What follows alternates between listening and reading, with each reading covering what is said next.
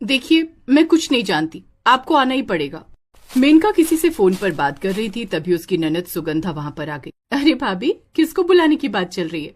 मेनका यूं अचानक सुगंधा को देखकर हैरान हो गई। डरकर उसने फोन कट कर दिया और फोन बेड पर रखकर वॉशरूम के अंदर चली गई। ऐसी कौन सी बात हो गई जिस बात से डरकर भाभी को बाथरूम लगाई? तभी सुगंधा की नजर फोन पर गई। उसने कॉल हिस्ट्री चेक की तो उसे पता लगा कि वो उसके ही मंगेतर निहाल से बात कर रही थी। भाभी निहाल से आखिर क्या बात कर रही थी? आने तो बाहर, पूछती हूँ। थोड़ी देर बाद खुद को हुस्न की परी समझने वाली मेनका बाथरूम से बाहर आ गई। बाहर आते ही सुगंधा ने उससे पूछा, भाभी आप मेरे मंगेतर से फोन पर बात कर रही थी? मेनका ने हड़बड़ाते हुए कहा, अब हाँ क्यों? मैं तेरे मंगेतर से बात नहीं कर सकती क्या? क्यों नहीं भाभी, आप निहाल से बात कर सकती हैं, लेकिन आप उन्हें बुलाने की बात कर रही थी, ये कुछ समझ में नहीं आया। मेनका ने बात को घुमाते हुए कहा, बात दरअसल ऐसी है कि निहाल के घर वाले तुझे आज शाम को देखने आने वाले हैं और वो कह रहे हैं कि मेरे माँ बाप जिस भी लड़की को पसंद कर देंगे मैं उससे शादी कर लूंगा। वैसे भाभी निहाल ने बात बिल्कुल सही कही। खैर, शाम को निहाल का परिवार सुगंधा को देखने आया। सुगंधा किचन में चाय बना रही थी, तभी वहां पर उसकी भाभी मेनका आ गई।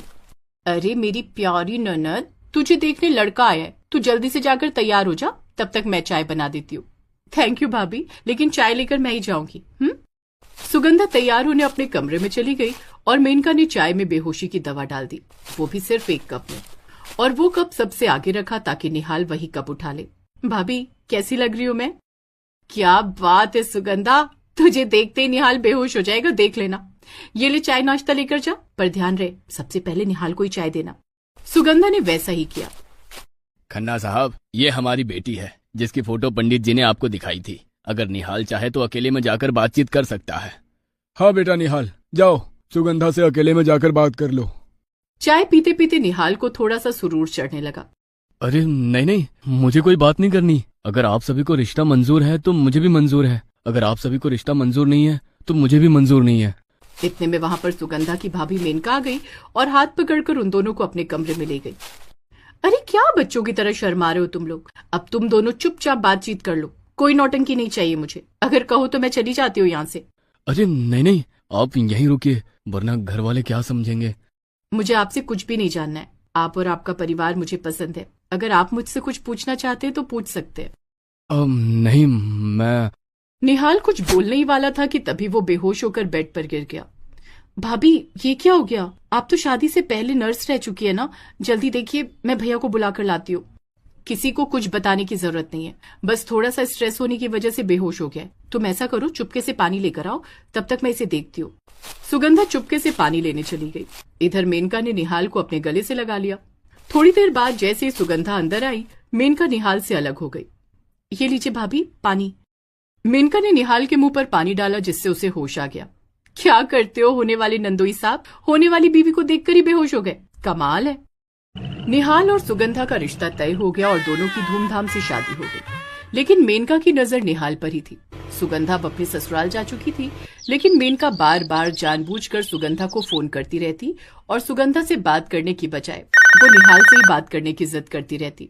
कैसी है हमारी ननद, ससुराल में मजा आ रहा है या नहीं? भाभी निहाल बहुत अच्छे इंसान है और इनका परिवार भी बहुत अच्छा है। मुझे यहाँ पर घर की कमी महसूस ही नहीं होती। ये तो बहुत अच्छी बात है। इसी बात पर मेरी बात नंदोई जी से कराओ, जरा उनकी भी खबर लेती हूँ। हाँ, अभी कराती हूँ। सुगंधा ने फोन निहाल को दे दिया। अब मेनका का ये रोज का काम हो गया। वो सुगंधा को फोन करती, लेकिन घंटों निहाल से ही बात किया करती।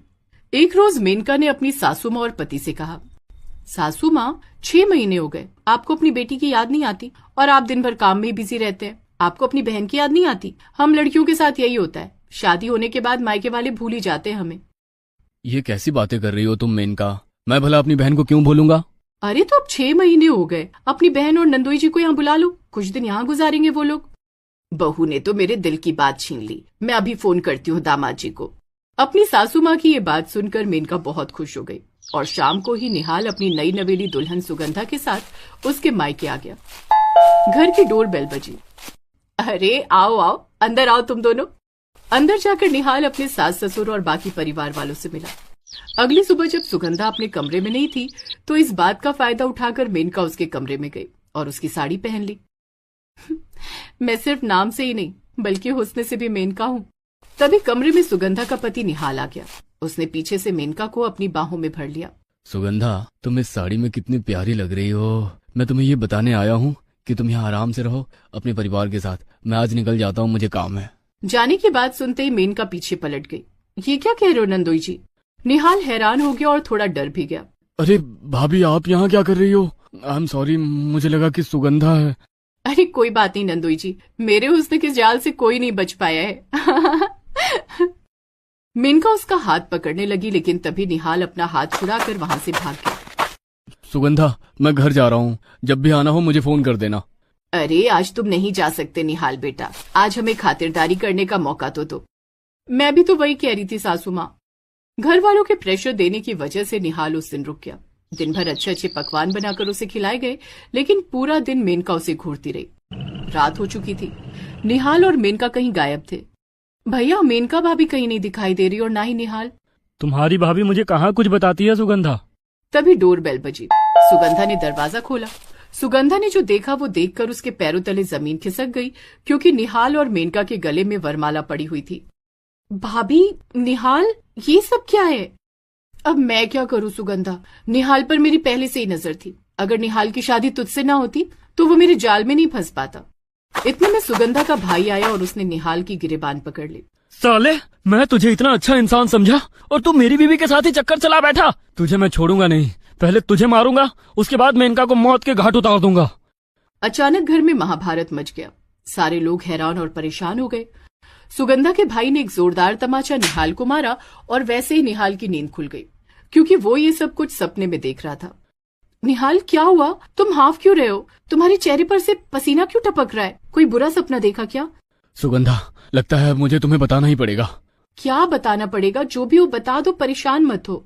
ये जो तुम्हारी मेनका भाभी है ना, ये मुझ पर लाइन दिया करती है। जब भी देखती है मुझे गलत नजर से ही देखती है।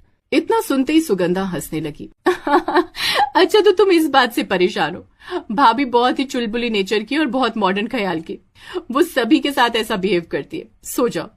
निहाल उसके कहने पर सो गया, लेकिन अगली सुबह जब बाथरूम के अंदर से निहाल टॉवल मांग रहा था, तब मेनका उसे टॉवल देने के बहाने बाथरूम में ही घुस गई। अरे छोड़ो भाभी, ये क्या कर रही हो आप? इतने नखरे मत दिखा। उन लोगों की बातें सुनकर सुगंधा और पूरा परिवार उसके कमरे में आ गया। निहाल बाथरूम का दरवाजा खोलकर बाहर आया और उसके तुरंत बाद मेनका भी बाथरूम से बाहर आ गई। सभी लोग निहाल को ही उल्टा सीधा बोलने लगे, लेकिन तभी बीच में सुगंधा आ गई। बस कीजिए आप लोग, मुझे निहाल पर पूरा भरोसा है, वो ऐसा कुछ नहीं कर सकते। मुझे भी मेनका पर पूरा भरोसा है। और सुगंधा, तुम अपनी इतनी अच्छी भाभी पर डाउट कर रही हो? भैया, कल रात में ही निहाल ने मुझे बताया था कि मेनका की उन पर बुरी नजर है, लेकिन मैंने रात में उस बात को इग्नोर कर दिया था। चलो निहाल, कोई तुम्हारा भरोसा करे या ना करे, मुझे तुम पर पूरा भरोसा है। इतना कहकर सुगंधा ने अपना बैग पैक किया और निहाल के साथ वहां से निकल गई। देखिए, इसमें ना ही मेरी गलती है और ना ही निहाल की। दामाद जी को लगा कि सुगंधा है, इसलिए उन्होंने मेरा हाथ पकड़कर अंदर खींच लिया। जैसे ही हम दोनों ने एक दूसरे का चेहरा देखा, चीख निकल गई और हम दोनों बाहर आ गए। उसके बाद आप लोग भी आ गए। मेनका को अपनी गलती का एहसास हो गया।